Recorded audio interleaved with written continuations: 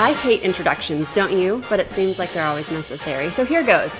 I'm Ashley. I'm a wife, mom, pastor, and missionary's kid, which is double trouble if you didn't know.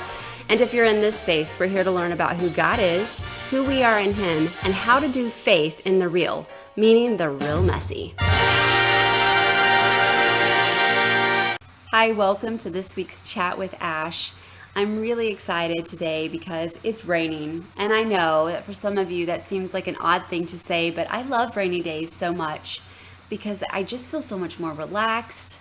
The day and the pace seems slower. It's a good day to catch your breath, I feel like. And so we did our schoolwork today, and I was working on a different project, and then I just thought, I have this on my mind and I want to share it with you. And it's a conversation that Eric and I had recently. Now, I don't quite understand why, but for some reason, Eric wasn't interested in joining me today. He really didn't want to come back on. It might have had something to do with whipped cream, although that's unconfirmed. Nevertheless, he has agreed to let me share our conversation with you because we both believe that it's so relevant to all of us, even though it's such a simple topic. We're talking today about being kind to others. And it's funny because you say that, or I say that, and I think, well, that's a no-brainer.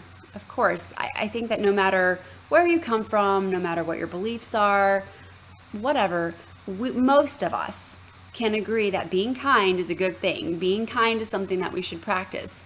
But being kind is not something that comes naturally to us. It's funny because I remember so vividly having 3 little children. I remember what it's like to have a baby and a toddler and a preschooler. And when I became a mom, I began to understand, or maybe more fully understand what God says in His Word about how we are born sinners. Because I never had to teach my children to throw a tantrum. I never had to teach my children to throw something in anger. I never had to teach my children to hit or bite. In fact, as you know, if you've been around children, it's quite the opposite. We have to teach them what it means to be kind and to be self-controlled. And even though we are adults, if we're honest, most of us would probably have to admit that being kind doesn't usually come naturally. Or maybe we should say, sometimes it's easier to practice than others. And we'll get into that a little bit later, but I want to share Eric's story with you because he recently went to a hardware store and he was looking for an item. And there were 3 options. There was the cheapest and the most expensive, and then the one in the middle. And so he was talking to the employee and he said, the one in the middle will do the job. I'll take that one. But the problem was that item was not on the shelf. They had just received a shipment, but it had not been unloaded and the shelves hadn't been restocked. So the employee said, I'll go to the back and I'll get this item for you. Well, it was taking a little while, and the manager said, you know what? Take the most expensive one. We will give it to you for the same price as this other item. And Eric was just so impressed with the customer service that they were displaying. And he said, I need to make sure that I leave a review. And he said, I'm trying to do that more. I'm trying to make sure I leave reviews and that my reviews are positive. Eric works for a really great company. He really likes his boss and his coworkers. But he was saying that they were interviewing someone recently, and the interview was going very well. And the individual that was being interviewed said, I really like what I'm hearing and seeing. I like the community that you say you're building, but I have to say, I read some online reviews and they were really negative.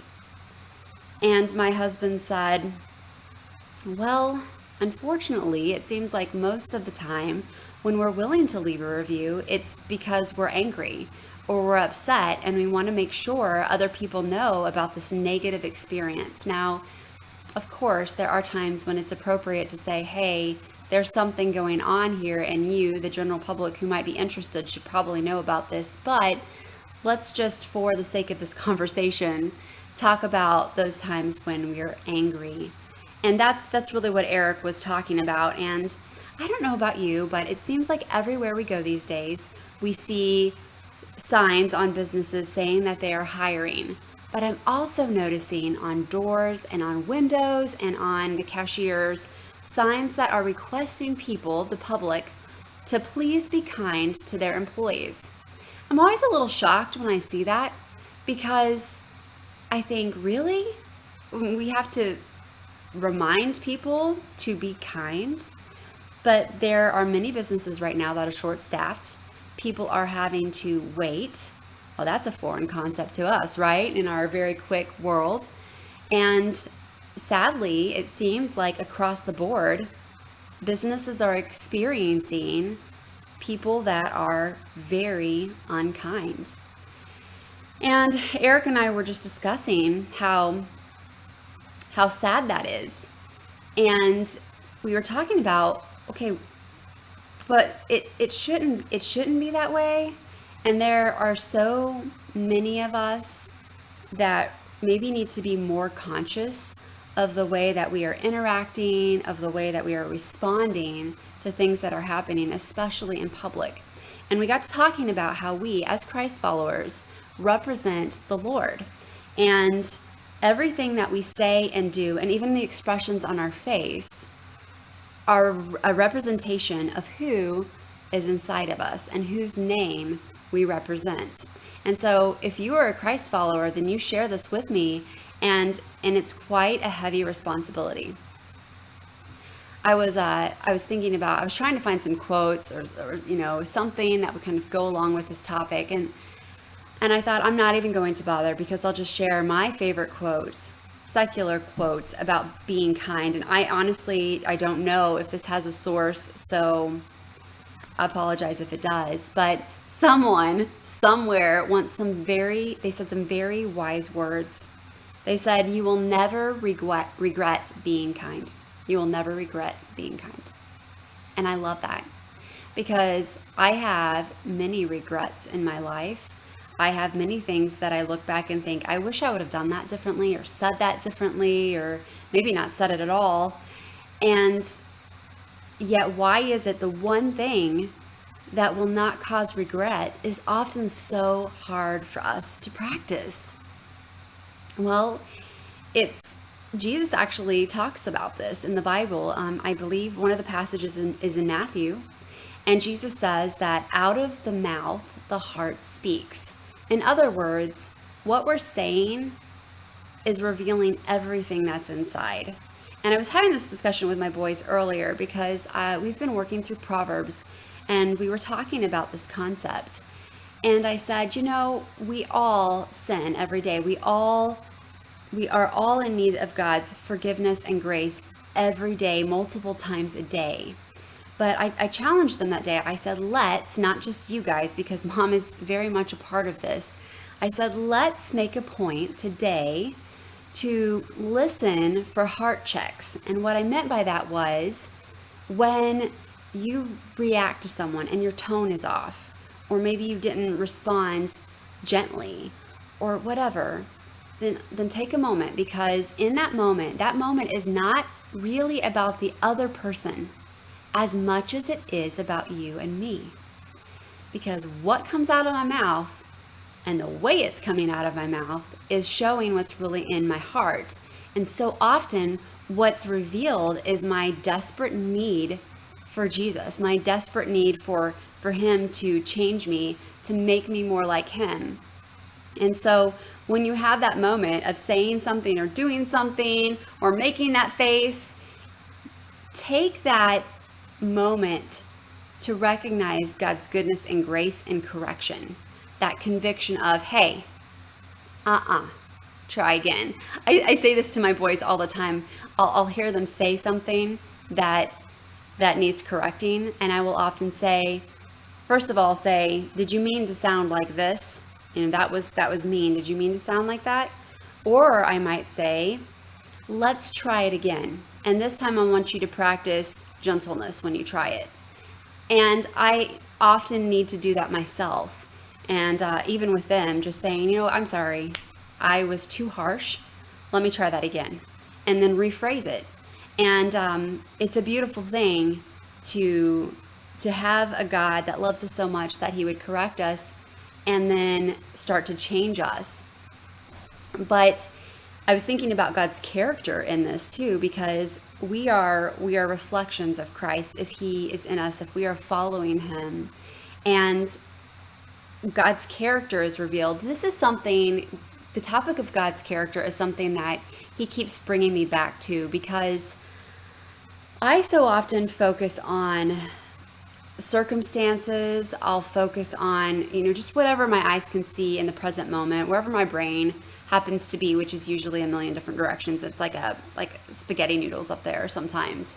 But I'm so grateful that he's teaching me, and I'm striving to learn to look for God's character, because of all the things that change, he is the only constant that I have and that you have.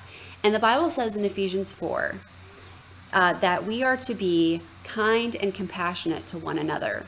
It goes on to talk about forgiveness, to forgive others the way we've been forgiven. So to be kind and compassionate towards someone else is to exhibit God's character that's being revealed through us as he's working in us.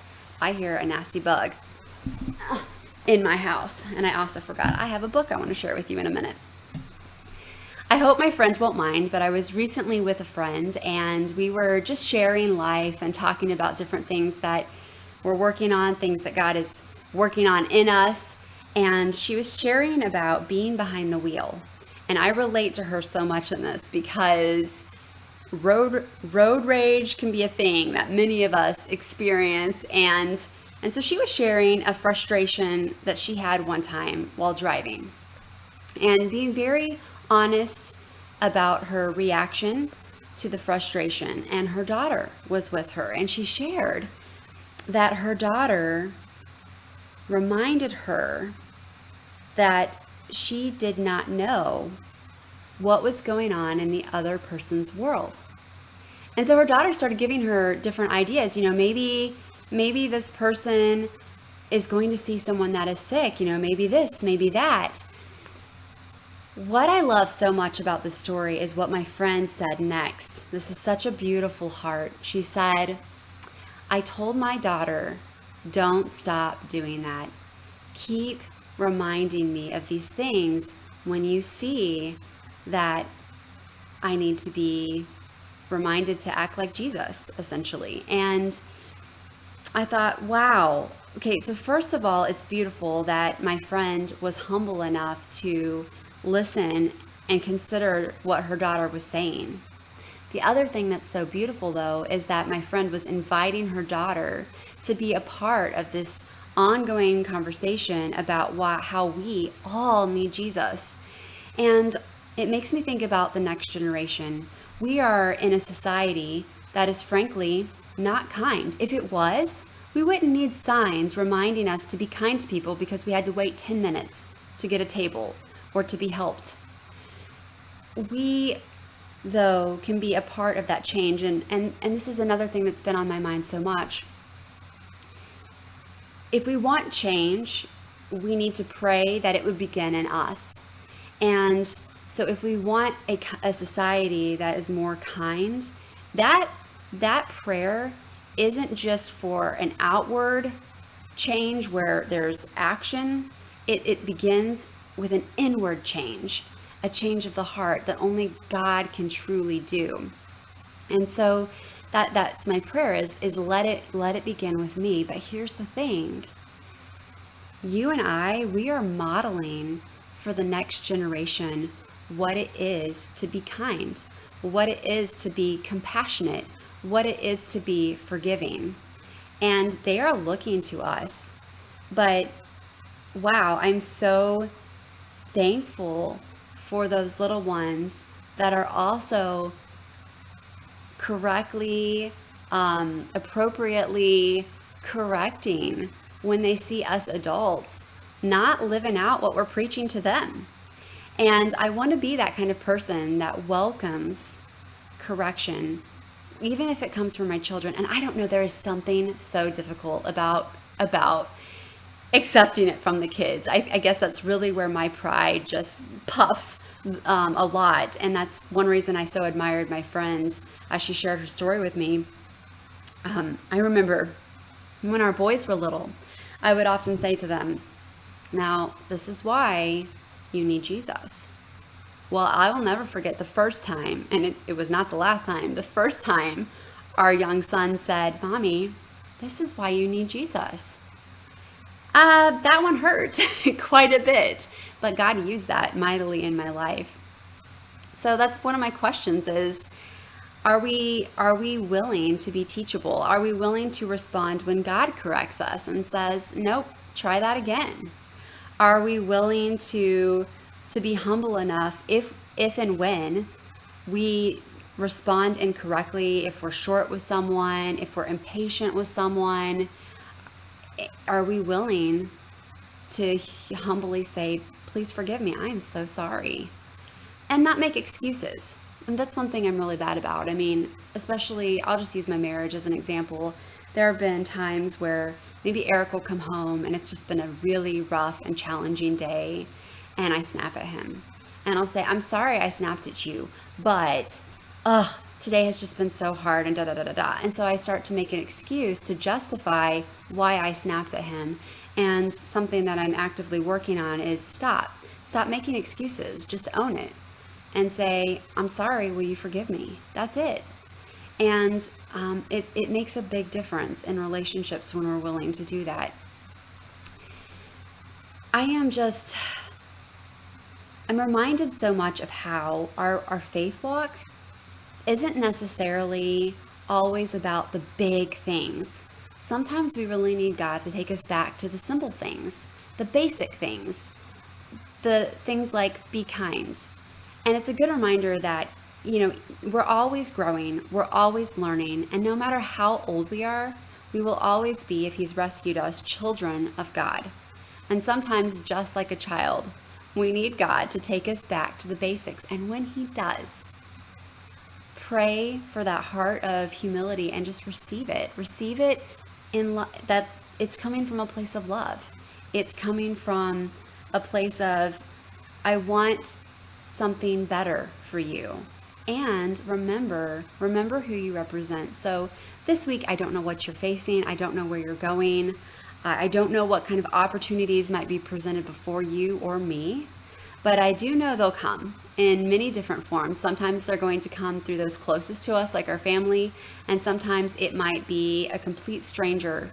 But whether they see it or not, how are we going to choose to respond? There are really only two options, but I hope that we choose to be kind. And when we don't, just remember that we serve a God who will forgive us when we ask. And when we are willing to admit that we need Him, that's when we start making our stories about Him. So don't be afraid to admit when you mess up and when you need to try that again, because ultimately it's an opportunity to point right back to Jesus, which never, ever gets old. Thank you for being here today. Go out this week, ask God to just manifest in us His kindness to those around us, and let that just begin in our hearts and spread to those around us. Have a great week, guys. I will see you next time.